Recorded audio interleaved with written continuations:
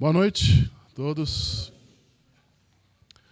Eu gostaria de pedir licença até o pastor Werner e mencionar o nome de uma irmã de nossa igreja que está passando por uma situação bastante crítica na sua saúde. E eu gostaria que vocês guardassem, e quem sabe hoje à noite, antes de dormir e amanhã, pudessem lembrar. O nome dela é Elita. Elita. Então incluam, por favor, nas suas orações, para que Deus continue dando a essa irmã, a família, resistência, no caso dela, suportar o tratamento e, sobretudo, perceber o consolo de Deus e a ajuda de Deus. Então, obrigado por aqueles que estão guardando este nome, irmã Elita. É bom ver a criatividade de vocês durante esses dias, variedade de situações. É bom ouvir um instrumento oriental, não é isso? Dedicado à adoração, dedicado ao louvor a Jesus. Se não me engano, esse instrumento ficou célebre no mundo ocidental na década de 60 e 70 com Ravi Shankar. Não é isso? Ele era um hábil tocador desse instrumento. Que Deus continue te dando paciência, né? E exercício. Apesar do professor ser bom, né? YouTube, mas eu sei que requer empenho, requer dedicação. Muito joia perceber essas coisas. Aliás, nessa noite eu quero falar um pouquinho mais sobre o terceiro C, que é cultivo. Muito bem, que tem a ver com a nossa produtividade, tem a ver com as nossas obras, está relacionado ao nosso serviço, ao uso das nossas capacidades, das nossas habilidades, à aplicação do nosso conhecimento, do nosso saber, né? E quando estávamos pensando hoje de manhã sobre tempo, essas coisas estão todas relacionadas.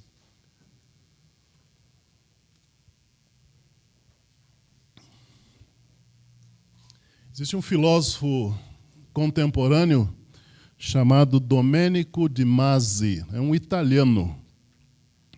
Aliás, mais recentemente, ele escreveu um livro muito interessante, cerca de 700 ou 800 páginas, onde ele faz, historicamente, um relato do desenvolvimento de várias civilizações, né?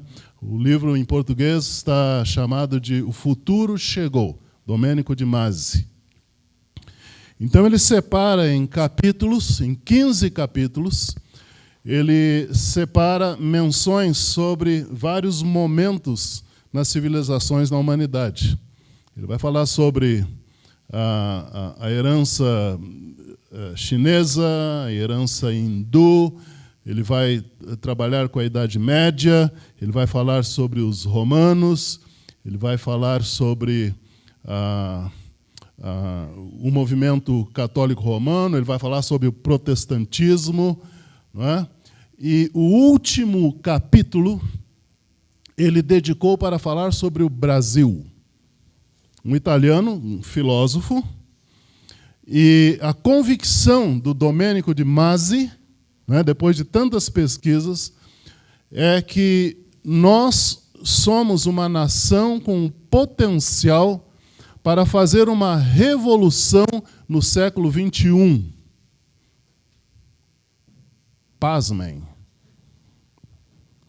Nós somos uma nação com o potencial para fazer uma revolução no século XXI. Isso não me leva a acreditar no Brasil.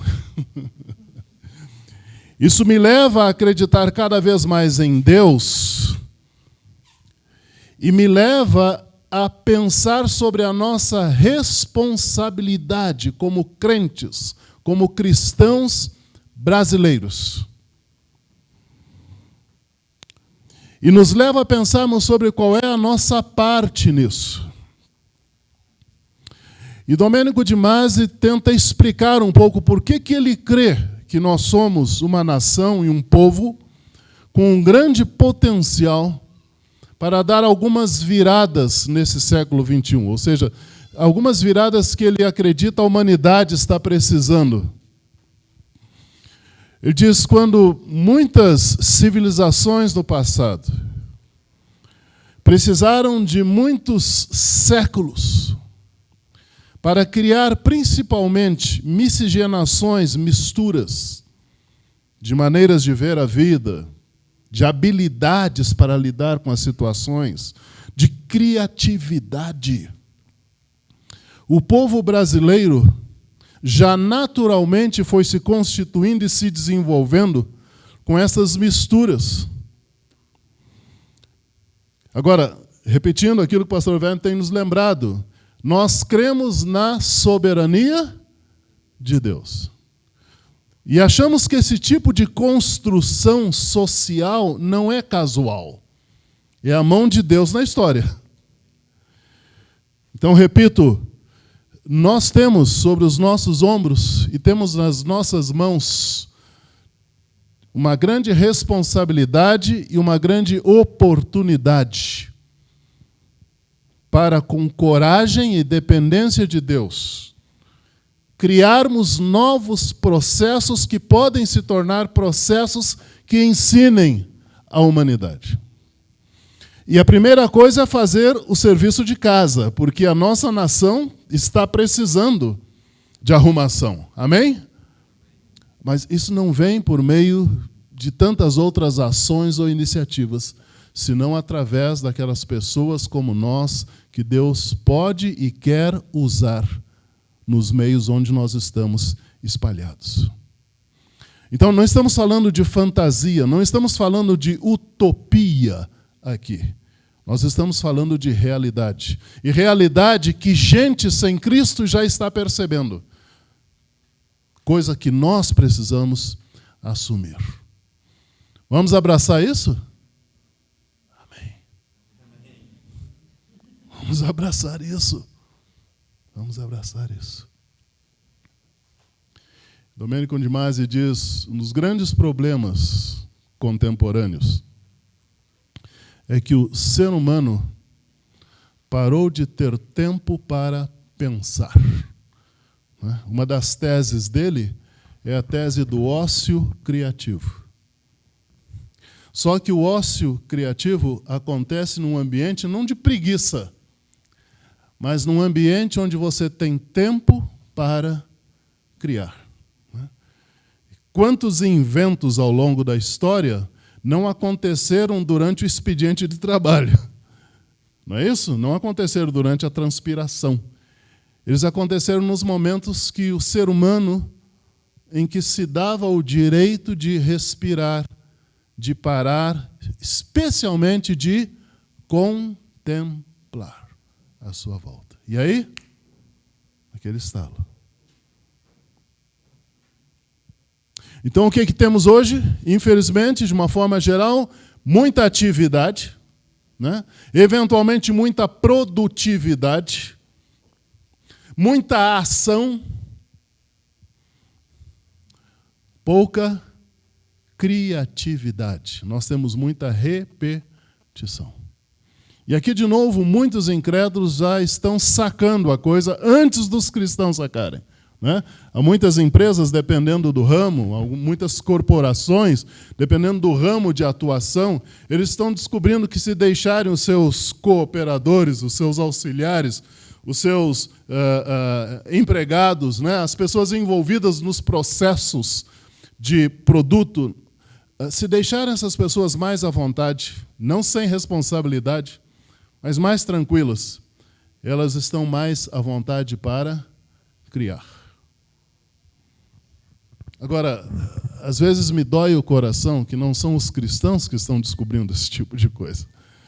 E se os cristãos estão descobrindo esse tipo de coisa, muitas vezes não estão tendo a coragem de propor essas coisas. Então precisamos assumir essa santa ousadia de dizer, olha, eu acho que precisamos mudar esses processos e precisamos passar a fazer de uma forma diferente. Vamos assumir isso? Amém? Amém.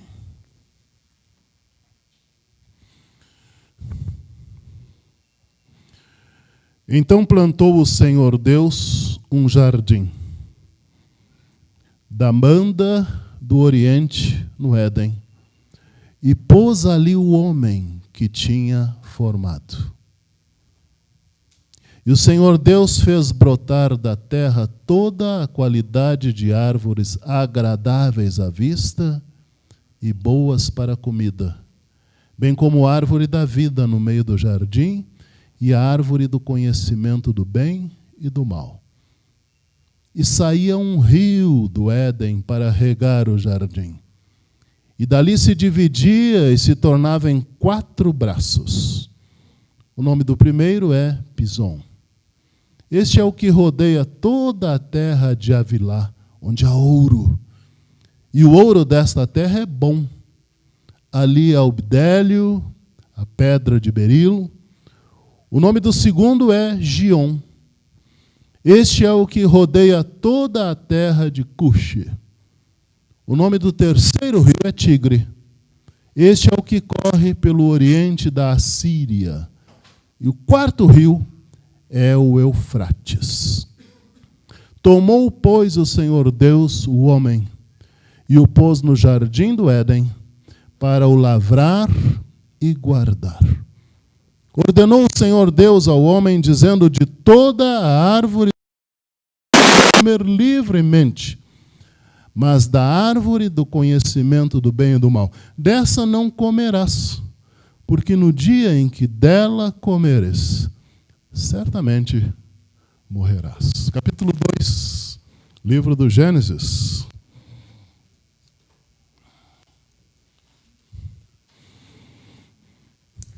Gênesis capítulo 2, a partir do versículo 8.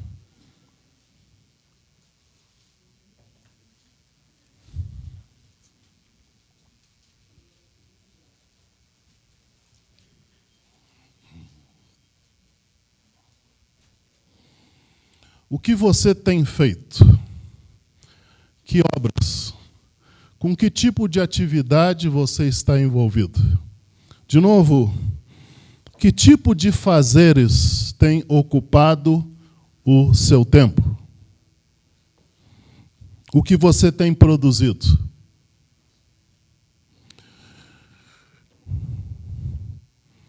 Sabemos que quando olhamos para a Escritura, o grande projeto de Deus é que haja uma coerência entre ser e fazer. E é por isso que, antes de até mesmo da vocação profissional, Deus tem para todo ser humano um outro chamado prioritário, que é o chamado para a fé. Porque se não respondemos ao chamado para a fé, aquilo que fazemos é resultado sempre da nossa incredulidade e não da nossa realidade na nossa relação com Deus. Porque o nosso fazer precisa ser um fazer orientado por Deus. Então, muitas vezes, quando vou fazer o chamado aconselhamento, né, vocacional, a primeira coisa que eu faço nesta entrevista é perguntar um pouco sobre a relação desse indivíduo com Deus. E muitos dizem, mas não tem nada a ver uma coisa com a outra. Segundo a Escritura, tem. E segundo a maneira como nós somos construídos e constituídos, tem tudo a ver. E é até fácil de entendermos. Quando olhamos para este relato, essa história inicial da humanidade, o que é que Deus fez?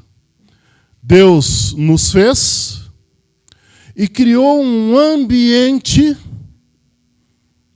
para interagirmos com Ele.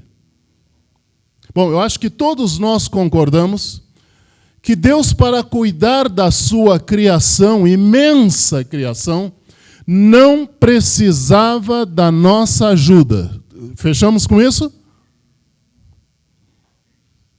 Deus não precisava da nossa ajuda. Ele que faz do nada, não precisava para administrar aquilo que fez. Então, quando somos convidados a fazer para Deus, isso para nós é o quê? Um privilégio. Pastor, mas os meus estudos, a minha atividade, o esporte que eu pratico, a profissão para a qual eu estou me preparando, ou a profissão na qual eu já estou envolvido, nada disso tem a ver com a criação de Deus. Tem. Qual for a sua atividade, se você começar a puxar esse fio da meada e for lá na ponta, em primeiro lugar, você depende de alguma matéria-prima que você não pode criar. Não, mas a minha área é de humanas. Eu só trabalho com pessoas. Piorou. Não tem jeito. Ou seja, qualquer que seja a sua atividade, qualquer que seja a sua profissão, qualquer que seja o seu trabalho, mesmo que você esteja atuando em casa, nós estamos lidando com coisas, nós estamos lidando com gente criada por Deus. Então, queiramos ou não, todo ser humano está entrando num espaço que não lhe pertence. Está lidando com propriedades de Deus. E se estamos lidando com propriedade de Deus, nós precisamos da orientação de Deus. Porque é muito sério. Quando tocamos naquilo que pertence a Deus, nós precisamos da autorização de Deus. E nós precisamos da direção de Deus. E aí entra o nosso senso de administração, de mordomia, na verdade. Nós precisamos corrigir uma coisa que historicamente no nosso meio evangélico, não é? Mesmo entre os chamados protestantes ou os reformados, né? Nós dizemos em tese que todo cristão é um ministro, mas na prática, muitas vezes, nós não demonstramos isso. Nós cremos no chamado sacerdócio universal do crente. Isso quer dizer, todo cristão é um serviçal de Deus. Mas o que acontece às vezes? Nós separamos o sagrado do chamado secular. E muitas vezes dividimos a nossa vida nessas duas coisas. Nós dizemos, não, ministério é para os pastores. Ministério é para as pessoas ordenadas. Nós nos esquecemos de olhar para toda e qualquer das nossas atividades como atividades ministeriais. Porque a vocação profissional que você tem, as habilidades que você tem, a capacidade que você ganhou, as habilitações que você conseguiu, tudo isso é providência divina. E sendo providência divina, tem um projeto divino para a sua atuação. E a primeira pessoa diante da qual nós precisamos responder com aquilo que estamos sobre aquilo que estamos fazendo é diante de Deus. Então, o fazer do crente é fazer para Deus. Vamos repetir isso? O fazer do crente é fazer para, mais uma vez, o fazer do crente é fazer para Deus. Não acreditem naquele dito popular antigo que diz que o trabalho dignifica o homem. Não é verdade. O trabalho, a atividade de alguém, não tem o poder para promover dignidade de ninguém. É o homem digno, o ser humano que se torna digno por causa do poder de Deus, que atribui dignidade para aquilo que faz. Amém? Essa é a diferença. Essa é a diferença. Não é a atividade que te dá esse status de dignidade. Não. É quando nos submetemos à vontade de Deus, quando tememos ao Senhor, quando reverenciamos ao Senhor, quando somos devotos ao Senhor e deixamos que a dignidade divina, a justiça de Deus, a maravilha da salvação entre em nós. Tudo aquilo que fazemos, a maneira como tocamos, a forma como administramos, está tocado pela mão do Senhor.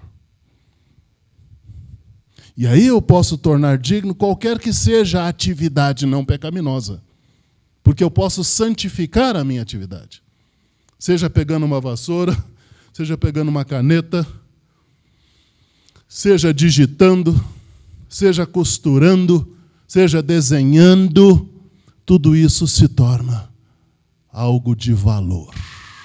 De novo, agregamos valor àquilo que fazemos, por causa desta direção de Deus nas nossas vidas. Aquilo que estávamos vendo no vídeo, né? Seja o que estivermos fazendo, seja o que estivermos experimentando, percebamos, como diz Paulo aos Filipenses, no capítulo 4, o Senhor está perto. O Senhor está aí. Né? Não só supervisionando, não só fiscalizando, Ele está aí orientando, dirigindo, dando suporte com a sua mão poderosa. Lembrem que nesse ambiente ideal do início, olhem de novo para o texto, não havia tensão entre adorar, se relacionar e trabalhar. Por quê? Porque havia um senso de tempo para cada coisa. Aliás, em algumas realidades mais rurais, até bem pouco tempo, alguns conseguiam fazer essa distinção, né? Então, mesmo que a casa ficasse dentro da propriedade onde a agricultura se desenvolvia, não é? O que os antigos faziam? Bom, de manhã a gente sai, trabalha durante o dia, mas mesmo que a horta, a lavoura estejam praticamente se confundindo com o lar, nós vamos deixar a lavoura lá durante a noite e nós vamos nos reunir em casa. E vamos conversar. E vamos ter um tempo juntos. E aí não vamos confundir também com o horário de descanso, porque na hora de dormir nós vamos deitar e vamos dormir. Então não havia risco nessa aproximação. O pecado foi entrando tanto na nossa vida que hoje nós precisamos, né, por uma questão de prevenção, separar e distanciar o espaço do trabalho, o espaço do comer. Aliás, lembra do que você comeu no almoço? Ah, muito bom. Durante a semana, às vezes, a gente esquece, não? Por que nós esquecemos? Geralmente porque enquanto estamos comendo, já estamos pensando no próximo expediente. Não, alguns estão pensando na próxima refeição, mas esses aí são poucos, né? Mas estão pensando já no próximo expediente, ou seja, nós perdemos essa capacidade de nos concentrarmos naquele momento.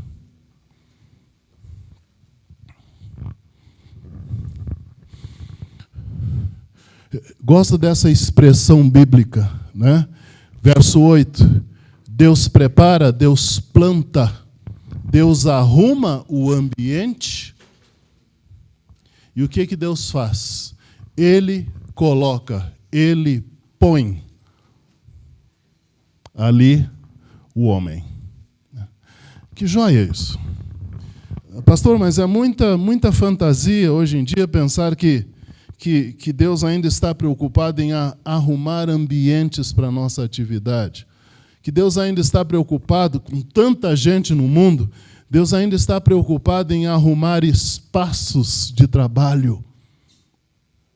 E Deus ainda está preocupado de colocar as pessoas nesses espaços de trabalho. Cremos que Deus continua com poder para isso? Ou Deus só conseguiu fazer isso quando era pouca gente? Hã? Amém? Creia nisso.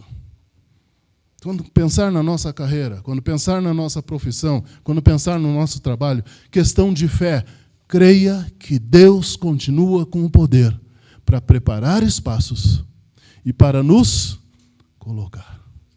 E se você está pensando em termos de carreira profissional, deixa eu te assegurar uma coisa. Deus continua sendo o grande empregador. Deus continua sendo o grande empregador. Porque Deus, de novo, conhece quem eu sou, como eu estou constituído, quais são as minhas habilidades, porque Ele as deu. Deus entende de tudo, pasmem. Deus entende de tudo, né?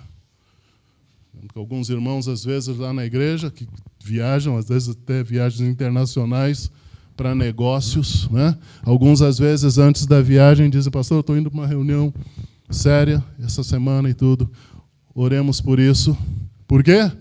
Deus entende de tudo. Não cai neste engano de pensar, não, aqui está uma área que é muito complicada, Deus ainda não fez um treinamento nessa área. Não. Pode conversar com Deus a respeito de tudo. Deus continua buscando pessoas disponíveis para serem colocadas nos lugares que Ele tem previamente preparado. Pastor, eu acabei de perder o emprego. Lembra? Deus continua sendo o maior de todos os empregadores. E aí o crente está, como peregrino, como vimos hoje, está aí à disposição do Senhor. Muitas vezes Ele vai dar outras guinadas na nossa carreira. Não é? Por quê? Porque muitas vezes a nossa cultura estabelece o quê? Estabelece gavetinhas muito definidas, de acordo com determinados interesses. E aí a gente olha para essas gavetinhas e diz, olha, eu acho que eu não vou caber em nenhuma delas. Lembra? Conversa com Deus e deixa Deus te colocar. É que às vezes a gente fica duro num lugar, fica resistente, fica imóvel, insiste, teima, não quer ficar disponível. Ser versátil, na realidade.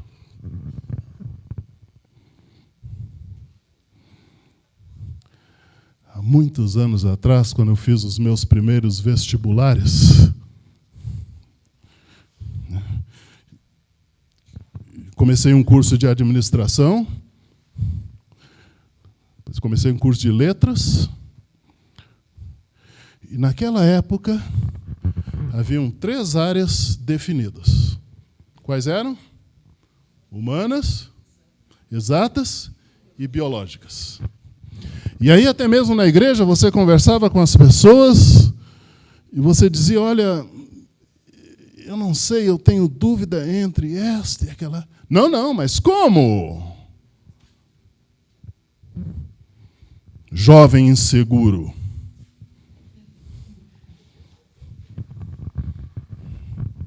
Mal sabiam eles, infelizmente mal sabemos nós também, de que os anos passariam e você veria gente misturando todas essas áreas. É ou não é? Diz que nos últimos 20 anos surgiram oficialmente mais de 500 novas profissões. O que eu estou dizendo com isso, de novo, com responsabilidade? Se você ficar muito confuso em termos de definição, inventa uma profissão. É isso aí. Quantos desses cabeções dos nossos dias hoje ousaram inventar uma nova carreira? É por aí. Porque queremos que Deus nos coloque.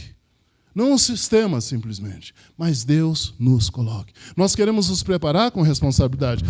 Vocês, jovens, se apliquem naquilo que estão fazendo, estudem. mas estejam sempre abertos para criar, para ampliar, para ver mais além, de acordo com a orientação de Deus. Então, ore por isso. E seja sensível ao Senhor diante disso. Peça ousadia a Deus. Porque, como eu disse no início, há transformações que precisam chegar e só chegarão se nós estivermos disponíveis. Amém? Só chegarão assim, na realidade.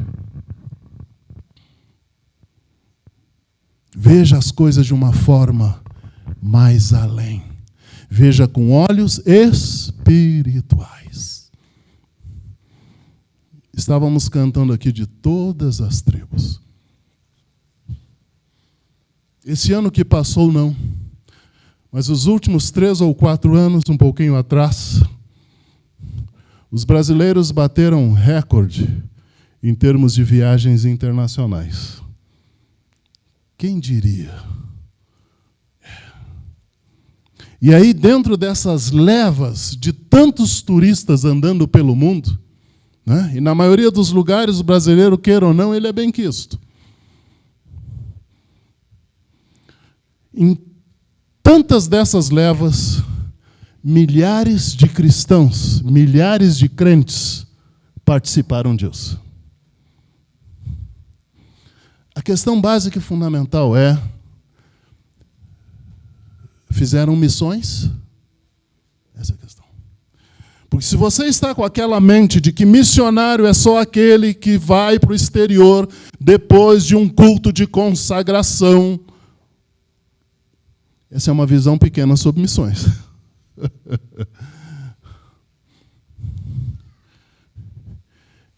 Crente em turismo pode fazer missões? Pode. Pode. Deve. Porque crente em turismo vai ter contato com os serviçais do hotel, recepcionista do hotel, as camareiras do hotel, vai comer numa lanchonete, vai comer num restaurante, está lidando com quem? Com gente, muitas vezes gente perdida, gente sem Jesus. Faz missões estrangeiras, faz missões internacionais, numa boa. Numa boa. Que bênção! Então não precisa chegar depois na igreja chorando, né? Não, chegue alegre. Pode dizer com toda sinceridade: irmãos, curti e preguei. Essa é a questão. Criatividade. Criatividade. Porque são oportunidades que Deus tem nos dado, que muitas das gerações anteriores nas igrejas não tiveram. O que fazemos com essas oportunidades? Essa é a questão.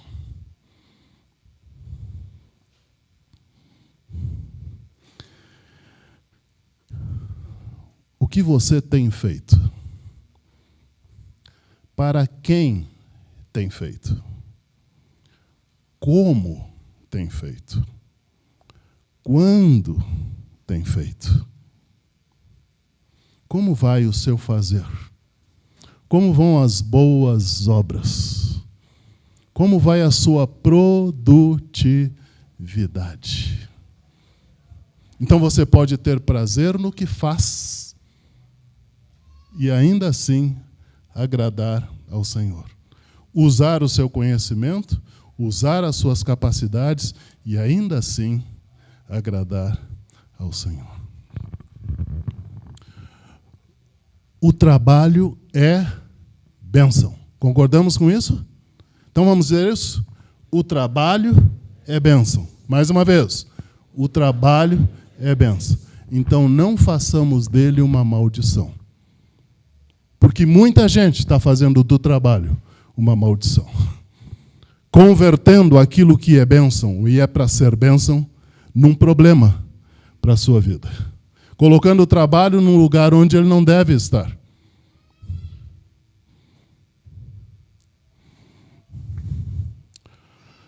Eu agradeço pela misericórdia de Deus, que ainda depois da queda, Deus não desistiu de nos convidar para cooperar com Ele na administração da criação. Isso não é maravilhoso?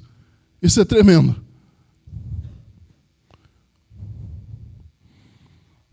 Porque Ele poderia ter dado o aviso prévio, despedido, ó, não quero mais saber de vocês. Não. Ele ainda nos chama e nos convoca. E ainda continua nos dando capacidade, continua nos dando criatividade. Nos chama, antes de tudo, para a vocação da fé. E em fé, para a vocação profissional, para a atividade orientada pelo Senhor. Cremos nisso? Amém? Vamos fechar os nossos olhos. Vamos orar ao Senhor. Pense um pouco na sua atividade. Pense um pouco nas suas responsabilidades no momento. Pense um pouco no seu treinamento. Pense um pouco nos seus estudos.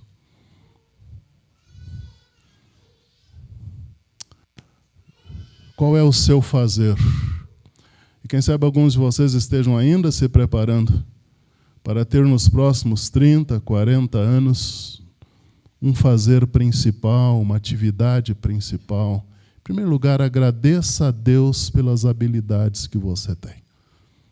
Em segundo lugar, se sinta, antes de tudo, responsável diante de Deus em relação a essas habilidades.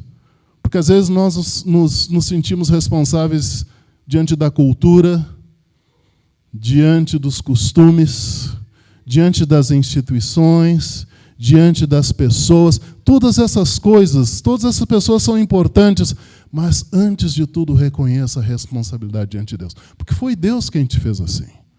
Foi Deus quem te deu esses traços. Foi Deus que te deu essas capacidades. E creia que Deus está colocando você. Torne-se disponível.